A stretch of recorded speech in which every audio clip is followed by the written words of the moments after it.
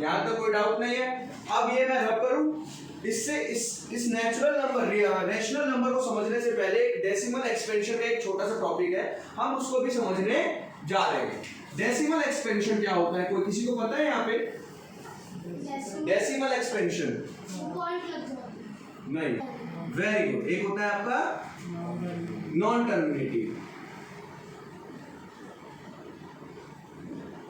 Non terminating के भी दो हिस्से होते हैं, कौन कौन से होते हैं? रिकरिंग, वेरी गुड, नॉन, उसके बाद नॉन रिकरिंग, यस, ठीक है। अब मेरी बात ध्यान से समझना, ये टर्मिनेटिंग नंबर क्या होता है? अगर मैं किसी भी नंबर को डिवाइड करना चाहूं, किसी भी नंबर को डिवाइड करूं, तो मेरा अगर रिमाइंडर 0 आ जाए, इन शॉर्ट अगर वो नंबर उसको कंप्लीटली डिवाइड कर दे तो वो टर्मिनेटिंग में आता है। लेट्स सपोज एक एग्जांपल लेके समझते हैं, 3 को अगर मैं 2 से डिवाइड कर रहा हूं तो क्या आंसर मेरा 1.5 आएगा? एक पॉइंट ऐसा आएगा जहां पे रिमाइंडर हमारा 0 आ जाएगा, भले ही पॉइंट के बाद आ रहा है लेकिन आ रहा है ना, यानी कि इसको पूरा डिवाइड कर पा रहे हो। लेकिन क्या एग्जांपल से मुझे इसका बताओ, 10 को अगर तुम 3 से डिवाइड कर पाओगे? The answer is no. अगर तुम 10 को 3 से डिवाइड करने जाओगे तो 3 3 3 3 3 3 3 3 चलता ही रहेगा, डिवाइड होगा ही नहीं। तो टर्मिनेटिंग क्या होता है आपका? जो डिवाइड हो जाता है, यानी कि इन शॉर्ट अगर मैं बात करूं तो किसी नंबर के साथ अगर मैं डिवीजन करने जाऊं तो रिमाइंडर हमारा क्या आ जाए? 0, ठीक है। अब रिकरिंग और नॉन रिकरिंग, नॉन टर्मिनेटिंग से समझ आ ही रहा होगा, नॉन टर्मिनेटिंग तो समझ में आ ही रहा होगा कि नॉन टर्मिनेटिंग होता क्या है। नॉन टर्मिनेटिंग क्या होता है? टर्मिनेटिंग जो चीज नहीं है वही नॉन टर्मिनेटिंग है। इन शॉर्ट जो डिवाइड ना हो वही नॉन टर्मिनेटिंग होता है। लेकिन नॉन टर्मिनेटिंग में रिकरिंग और नॉन रिकरिंग क्या है, कोई बता सकता है? बताओ। जो सेम नंबर रिपीट हो रहा है, चाहे 1 2 1 2 1 2, और नॉन रिकरिंग में जैसे कि पाई क्या होता है आपका? 22/7 है ना। तो जब आप इसको डिवाइड करोगे तो 3.12459 कुछ कुछ वैल्यू आता रहेगा, सेम नंबर रिपीट नहीं होगा।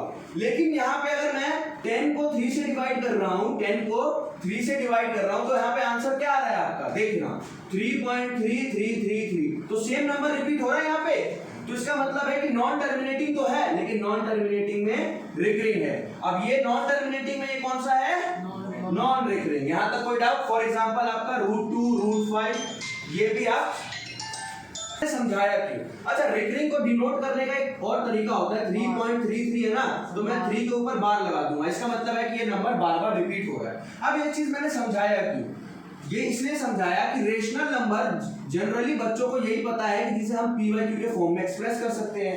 अब तुम्हें एक चीज और पता होनी चाहिए, रेशनल नंबर आपका टर्मिनेटिंग नंबर भी होता है, टर्मिनेटिंग नंबर भी रेशनल नंबर कहलाता है, यानी कि उसको हम रेशनल नंबर में इंक्लूड होता है, एंड नॉन टर्मिनेटिंग भी होता है। लेकिन नॉन टर्मिनेटिंग में कंडीशन है, नॉन टर्मिनेटिंग में सिर्फ रिकरिंग, नॉन टर्मिनेटिंग में सिर्फ रिकरिंग नंबर जो है आपका क्या होगा? इंक्लूड होगा।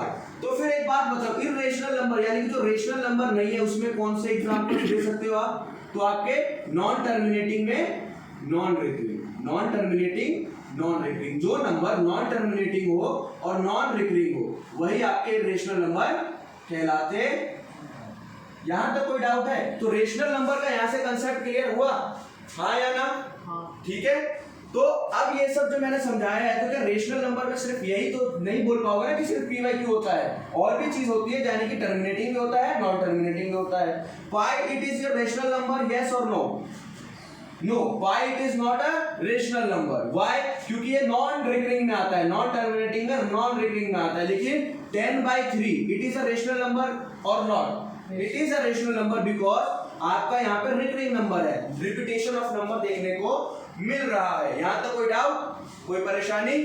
चलो, नोट करना है किसी को कुछ इसमें से तो कर सकते हो।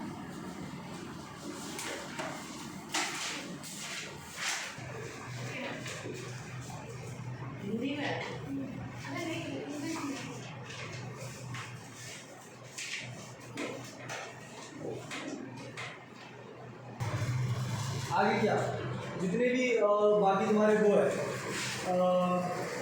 अब ये दो तरीके की सेल हो गई, मल्टी सेलुलर एक यूनिसेलुलर। तो ह्यूमन बॉडी जो बनती है वो मल्टी सेलुलर, लेकिन हमारी बॉडी में जो सेल के ग्रुप बनते हैं वो एक सेम टाइप के होंगे, अलग अलग टाइप के होंगे? सेम टाइप के होंगे, ठीक है। तुम लोगों ने वो एक चार्ट पढ़ा है कि 5 अलग अलग टाइप होते हैं। वो 5 कैसे बनता है? पहले सेल होता है, सेल के बाद क्या बनता है? टिश्यू। तो वो जो टिश्यू बनने का जो प्रोसेस है उसमें एक सेम तरीके के सेल लगते हैं, ठीक है।